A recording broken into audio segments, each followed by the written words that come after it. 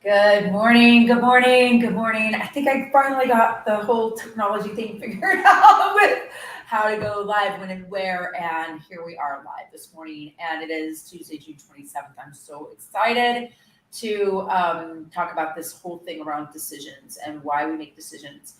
Um, I know that we all have been told to, weigh out your decisions. You know, put down the pros and the cons, right? So I'm thinking about that, and I want you to think about when you do that, how you can pull yourself out of your intuition and put yourself into a space where you're using a little too much of your brain and not enough of your heart. And when you go into into intuition and you go into intuitive decision making, you can ask and drop in to your heart and say,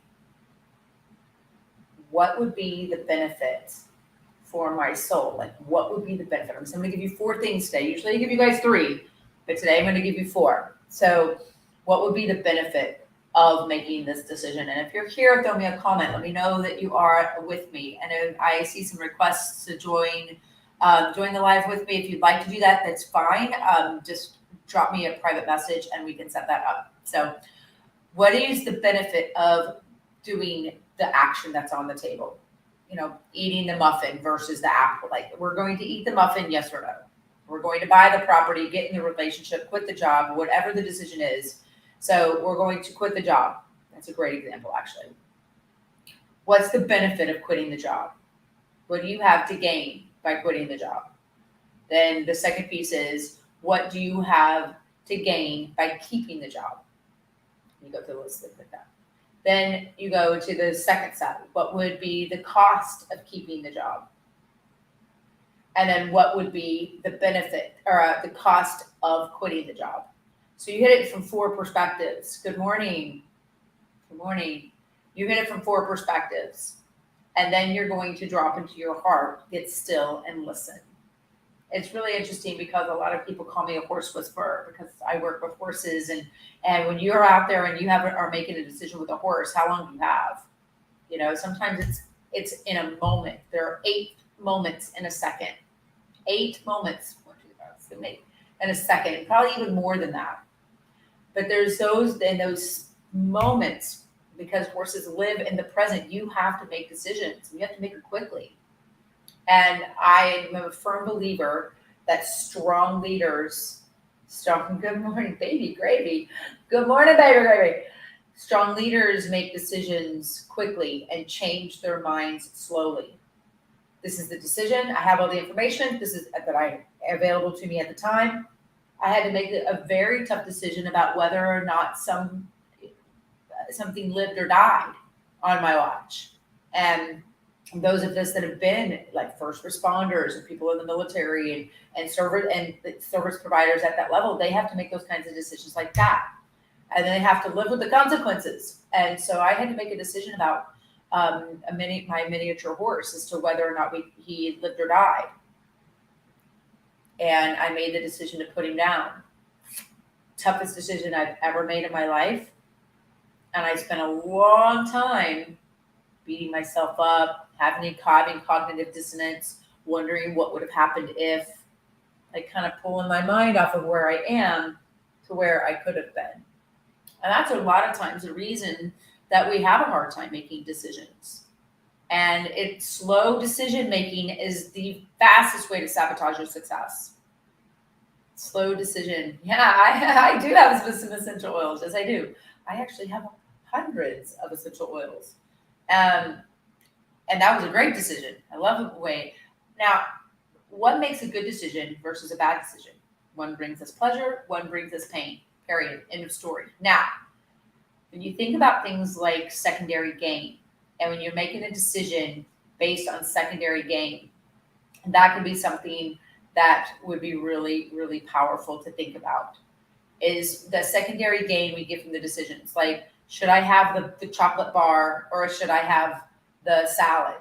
Well, that depends on your belief system. Dave Asprey would say have the chocolate. But if you're going to have something bad for you or less good for you than processed food versus a whole food, right? So you say, I'm going to make the decision to have the processed food versus the whole food. Yeah, let's have them both. And I'm going to have that. But why?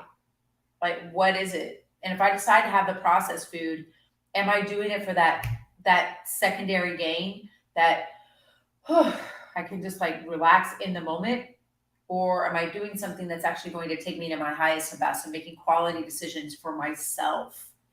And what does a quality decision look like? Come on, you get still. Here's the thing. You go through that process at the 4, right? And if you're just joining me, what's the benefit of doing it?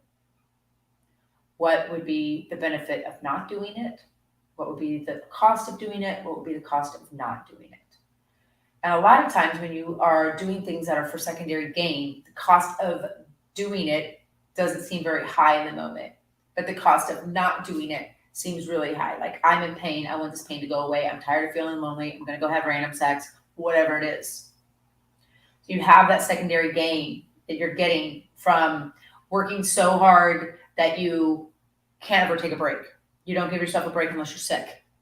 Whatever it is, keep right. Is this making sense? So ask yourself those 4 questions. Benefit of, benefit against, cost of, cost against. It's like in sales, it's a great tactic. Say, why wouldn't you, go with me? Why wouldn't you buy my product or service? Better question, why would you? Why would you want to come and spend a weekend with me and playing with horses and going through self-discovery? Like, why would you want to do that? And then what would be the cost of you not doing that? Right? And when the cost of not doing it is more than the cost of doing it and the benefit for, you see how it comes that 4-prong approach. And then once you get through those 4 questions, then get still. Go into just like cost, benefit, look at it, assimilate the information, and ask yourself how you want to feel. Always comes back to how you want to feel, doesn't it? How do you want to feel? And if you want to feel good right now, then, go ahead. Do that line of cocaine. Go have random sex with that person. Go gamble your money away. Go do those things. But if you want to actually come from a soul's perspective, do this instead. And then once you've gone through that 4-step process, get still for about, I like to do 21 minutes. I put it on for 21 minutes. And I'm still, and I just listen to what comes up. I let everybody have their say. It's kind of like a town meeting, town council, everybody's yelling and screaming and, holding pitchforks, whatever they're doing. And then when I'm through with the meditation, I say, do I need more information? And do I have time to allow for more information? Because sometimes you don't have time. I did not have time to make a decision about whether or not little Stu lived or died. I make a decision in the moment, right? And there's get to and got to's, which is why we're going through this process. Because the more you can make decisions about things in advance and lining with how you want to feel at your soul level, rather than tapping into secondary gain and that quick fix feeling,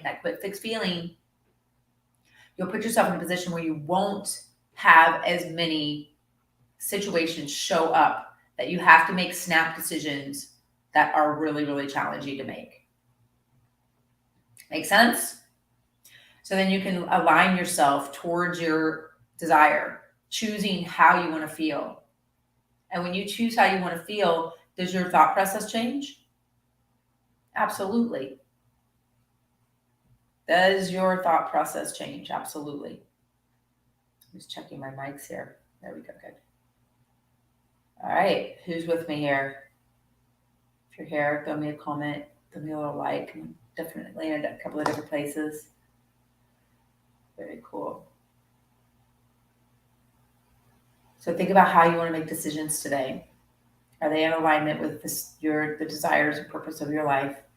And would you like to come and visit and work with me with horses for a weekend and tap into this? Because different personality types make decisions based on different value systems. Bellas make decisions differently than Traces make decisions. Dantes make decisions differently than Mavericks make decisions. And if you want to know what those 4 characters look like, come and visit me in South Florida. I'd love to serve. Hope you have an amazing day, y'all. Think about how you make decisions for questions that you ask, 21 minutes of meditation, and then a 5, 4, 3, 2, 1. Decide and stick with it. And believe in yourself. It will change your life. Want to learn more about that? Reach out to me and have an amazing Tuesday.